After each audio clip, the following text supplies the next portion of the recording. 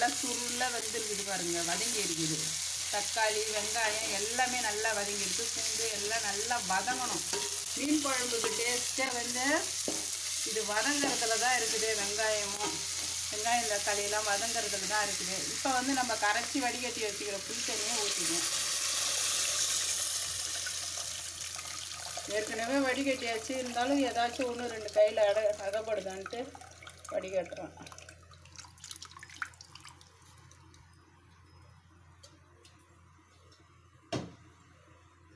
இப்போ நல்லா இதை கலக்கி விட்டுட்டு இதுக்கு தேவையான அளவு உப்பு, மிளகாய் பொடி போட போகிறேன்.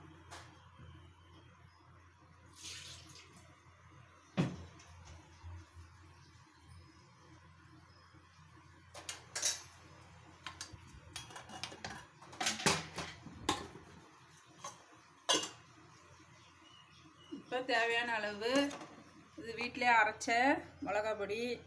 இது எப்படியே அரைக்கணும்னு போட்டிருக்கேன் பாருங்கள். இதை போடுறேன். இது காரம் கம்மியாக தான் இருக்கும், அதனால் நாங்கள் கொஞ்சம் நிறைய தூளே போடுவோம். மல்லித்தூள் மல்லி நிறைய சேர்த்துருக்கேன் தான்.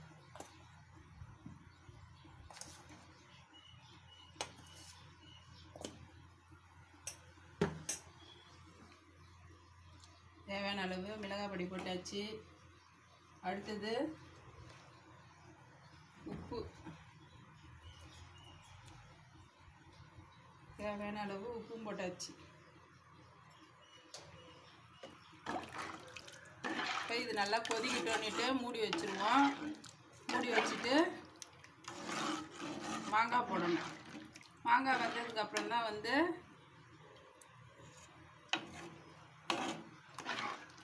மீன் போடணும். இறக்கும்போது மீன் போடணும். இது நம்ம வந்து அப்படியே மூடி வச்சிருவோம்.